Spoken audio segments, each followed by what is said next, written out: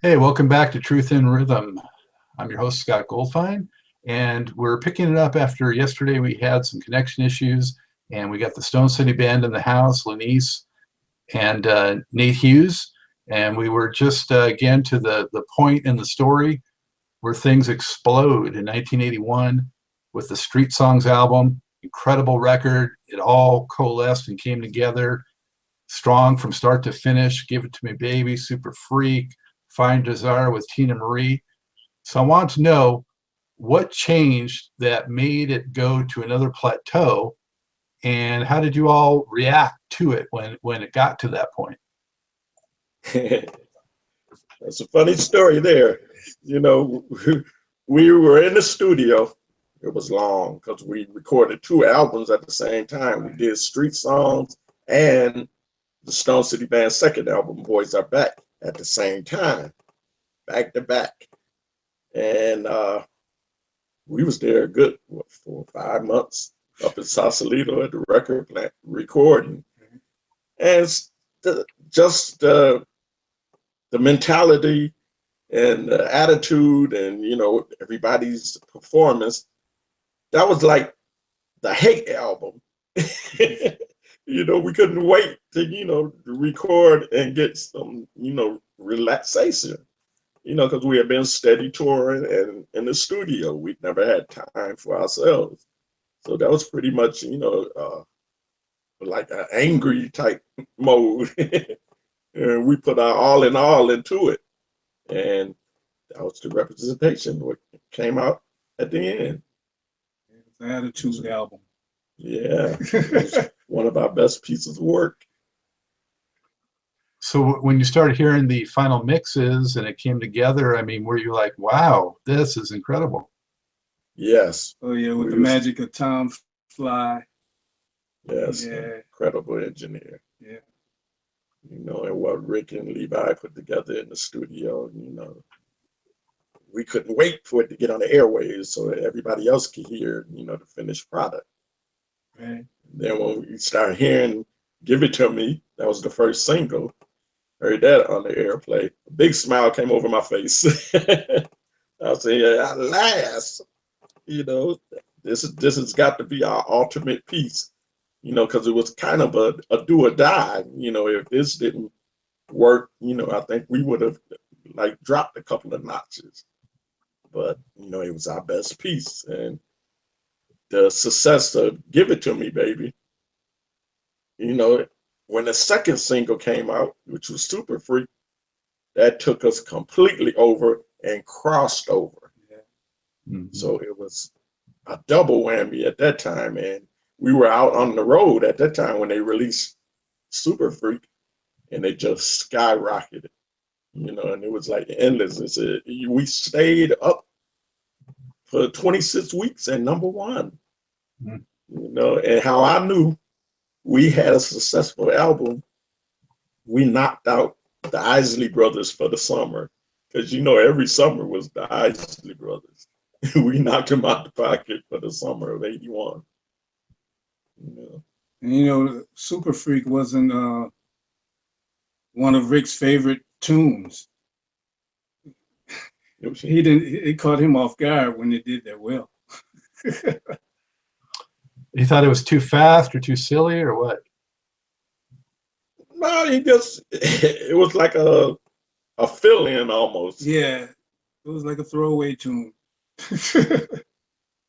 But it hit, and everybody loved it.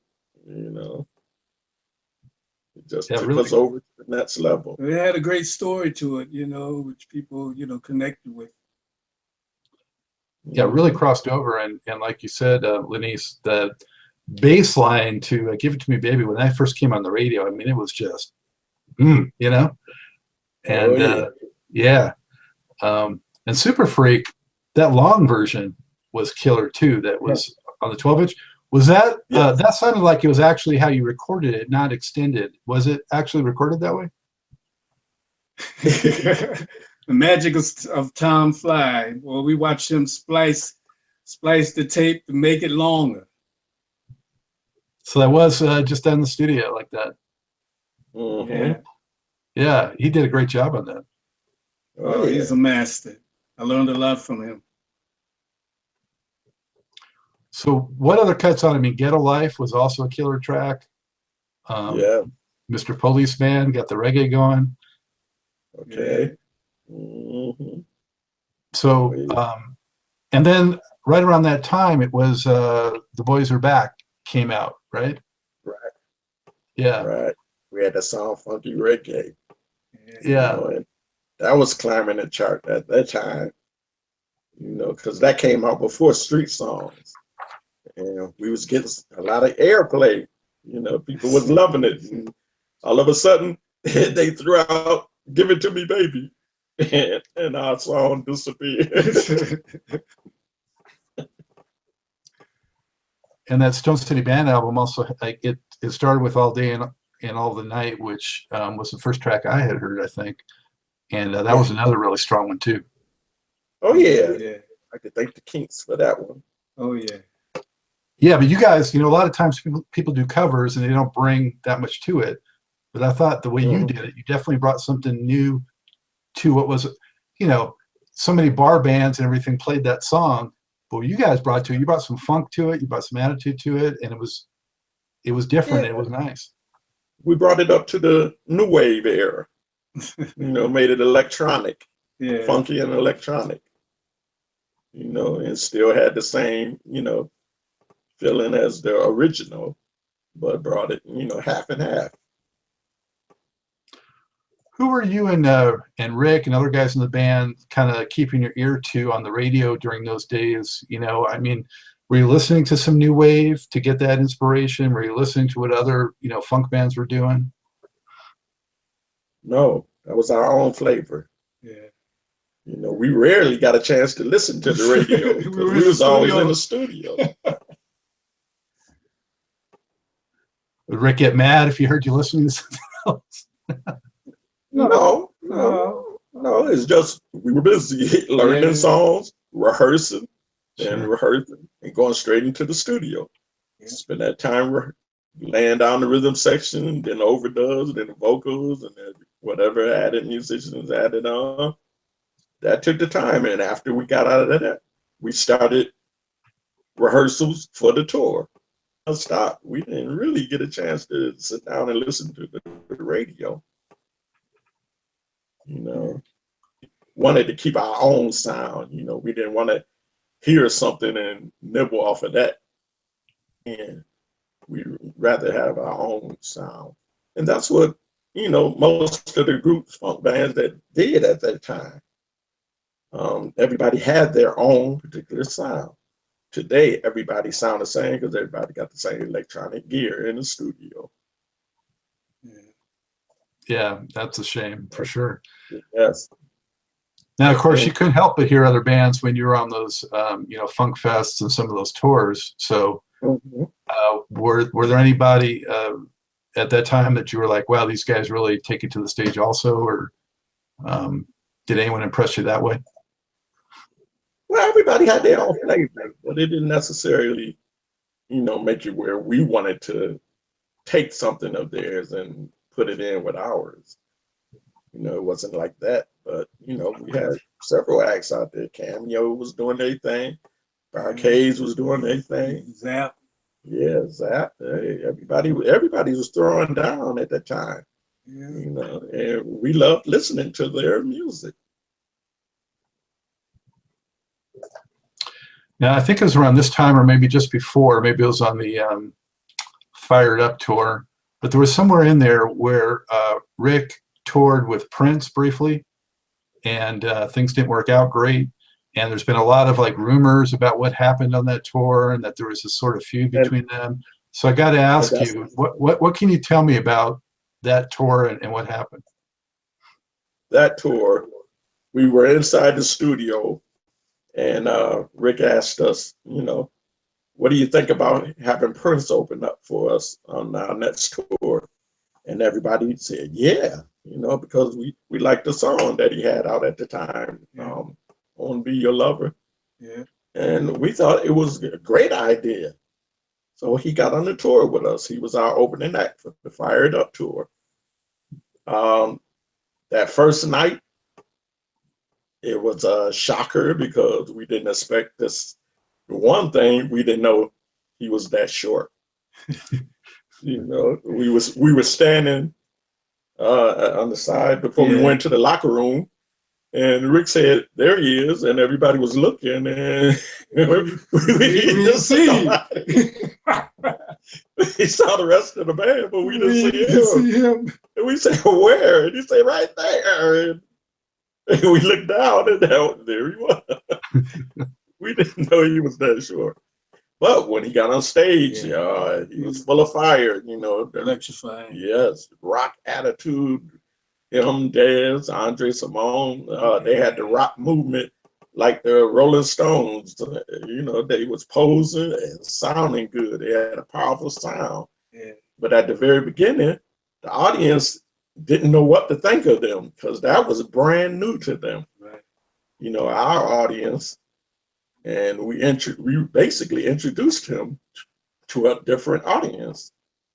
And eventually they, got warmed up to him. His outfits at the time was quite a shocker. Risque. Yes. We didn't expect that. But as far as a rivalry and madness and attitudes and people being mad at one another, media rumor. Yeah. They wanted to build the Prince of Funk meets the King of Funk and all that, and they just labeled it as that. It was no fighting or nothing going on at the time. Not at all.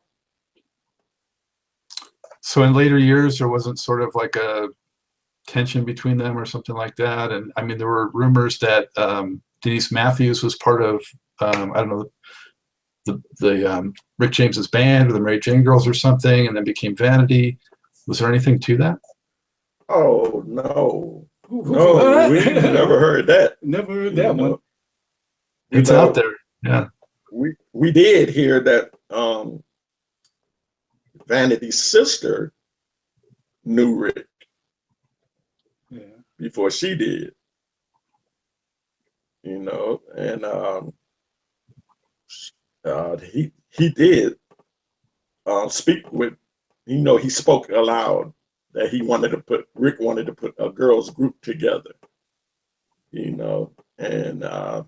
then Prince came out with Vanity, and of course their attire was the lingerie, and they came out first with theirs, and then Rick came out with the Mary Jane Girls later on, which took it a step further, because they also had tunes that related in real life.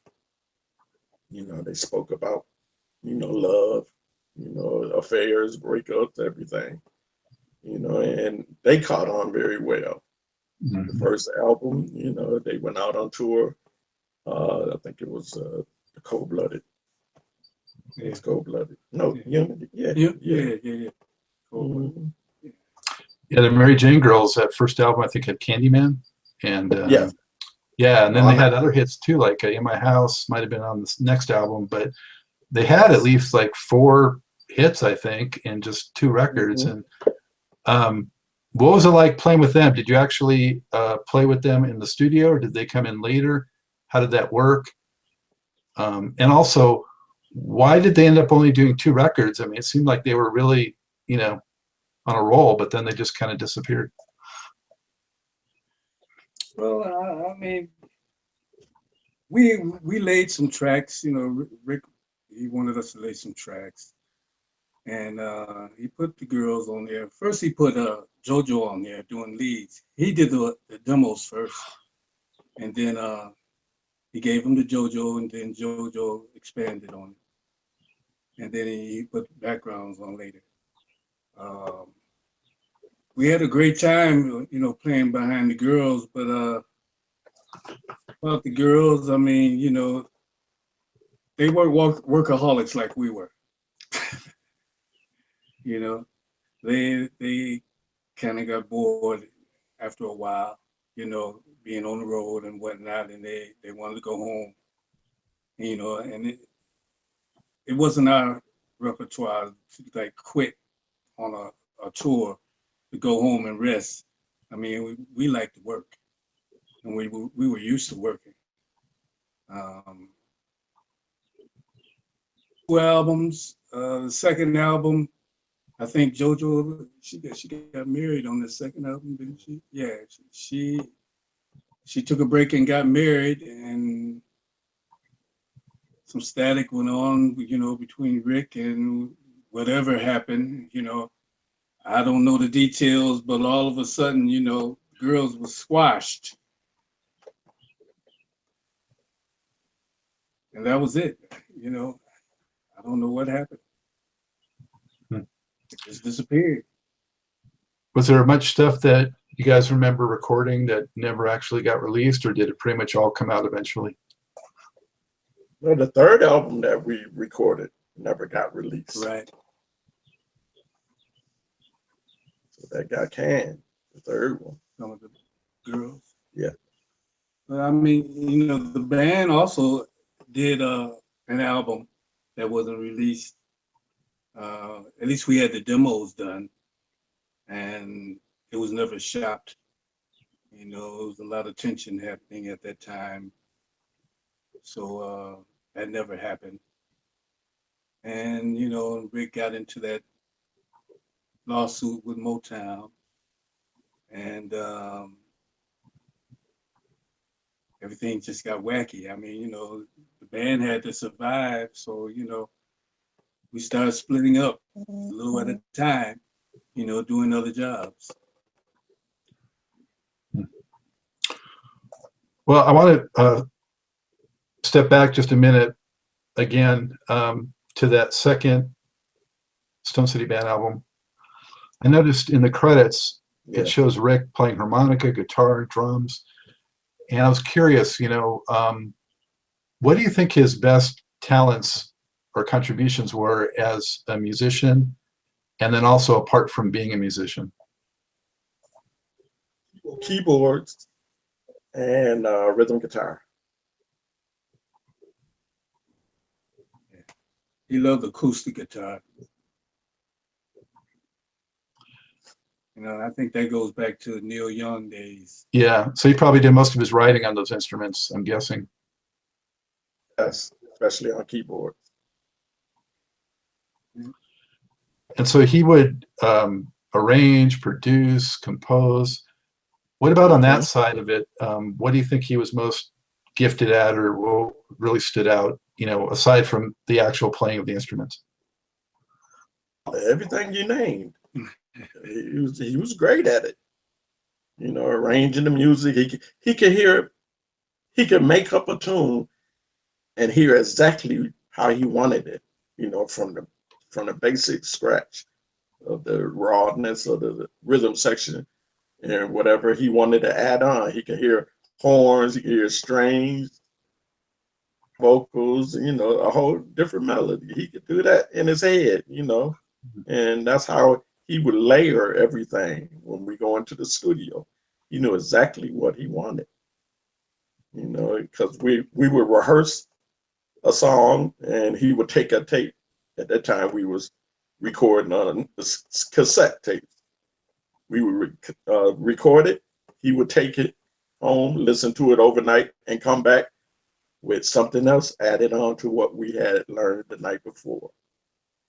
So he would build on it. He would take it a little at a time, listen to it, and come back and add on. And he would tell us what he wanted us. Yeah, he was a master at layering tracks. And he was also great at letting us put in what we felt in the song. He might have an idea, but he wanted your particular feel on it, not his. Yeah, he would ask you like a song, and we'll give him an idea. He either say yes or then, no. He just gave us that freedom. Yeah, so I was going to ask you is like, how much did you get to actually contribute? And I wanted to ask, was there anything that was unique to your particular style in playing drums or playing percussion that you kind of had that you thought was, well, this is kind of my signature, this little like quirk or this little nuance that I do. This is kind of like the Lanise or the Nat thing. You know, is there anything like that that maybe people can even listen for when they listen to the Stone City Band songs and the Rick James songs? The solid beat, the backbeat, you know, the 2 or the 4. Strong as point.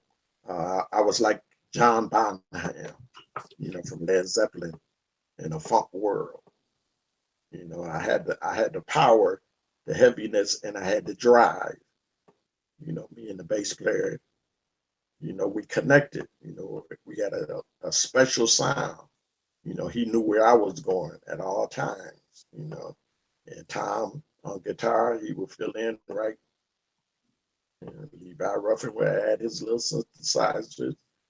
You know, everybody blended well. We just had a certain magic. And we had been playing together so long that everybody knew how everybody felt, you know, and where the movement was going. Because all somebody had to do was play one particular lick, and just like that.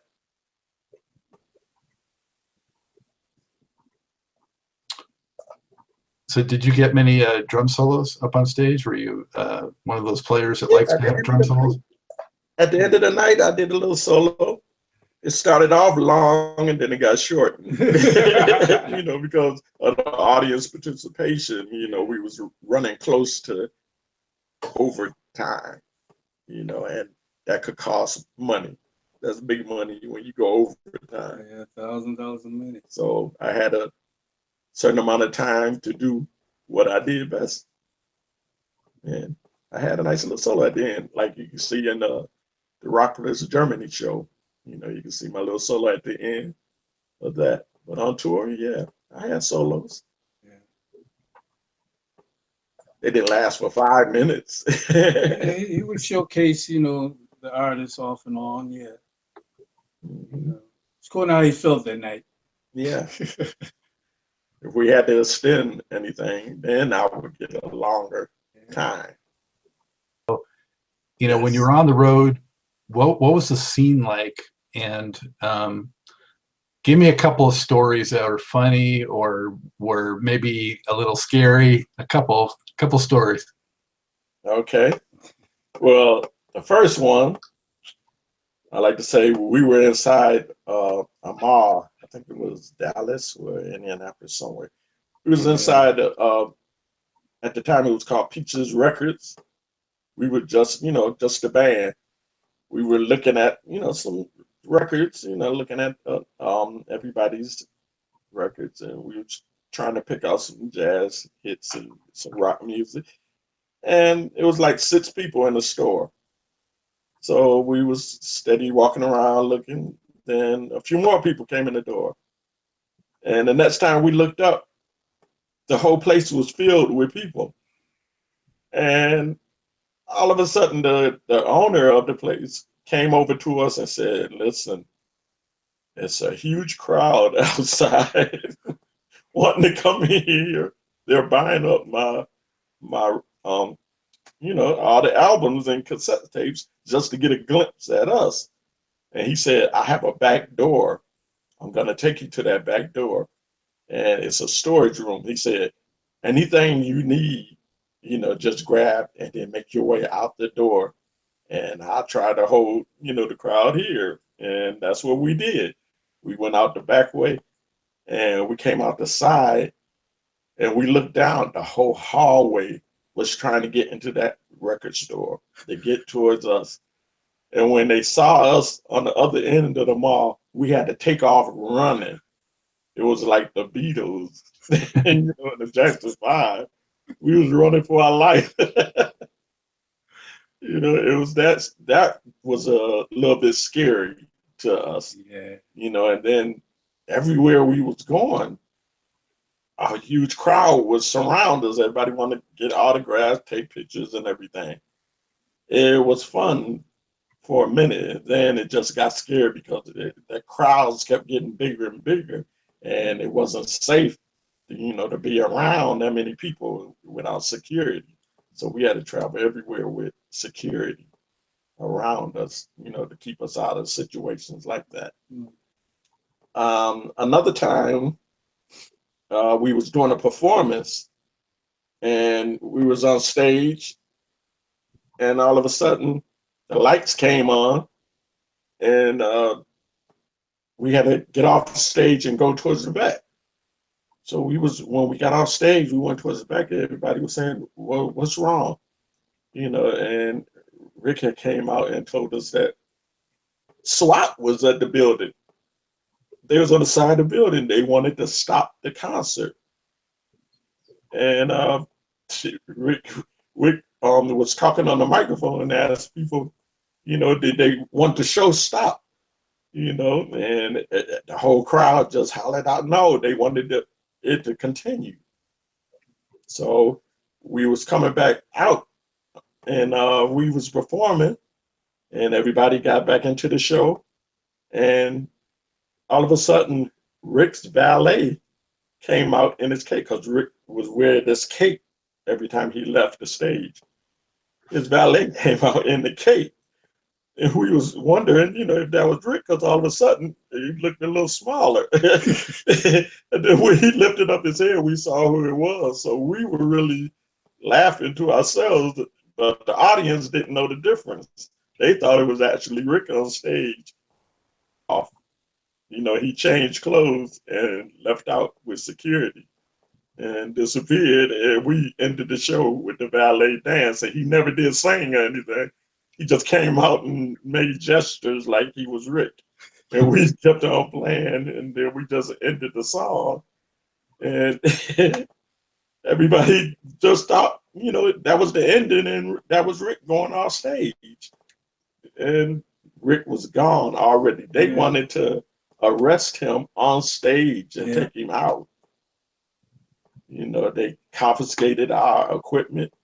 We had to rent gear for our next performance until that situation got, fixed, because it was some promoter that wanted to do a show with Rick, but he didn't ask Rick's permission to do the show. And he reneged on the concert, and the people wanted their money back. So they had a warrant out on Rick, thinking it was Rick that did it.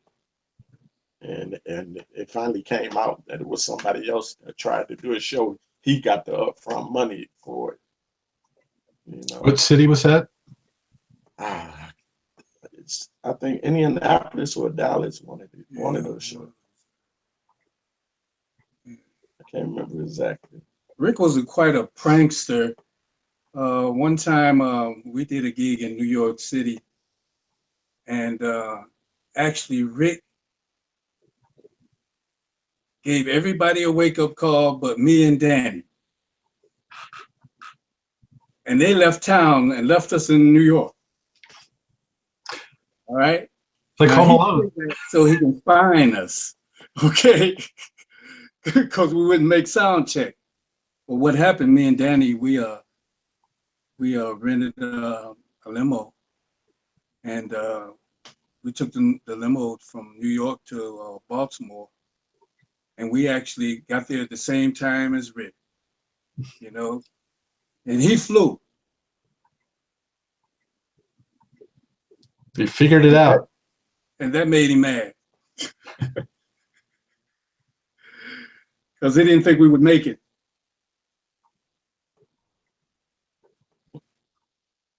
So the fame that y'all got, it was exciting at first, but then it was like a little too, you were like, whoa, I don't know about this. Yeah, I mean, mostly it was all good. It was just those few scary moments, But most of it was pretty good. I really enjoyed, hanging out, with the entertainers. Like, we got a chance to go and hang out in Studio 54 when it was booming. Yeah. That was something brand new to us. And, that was fun.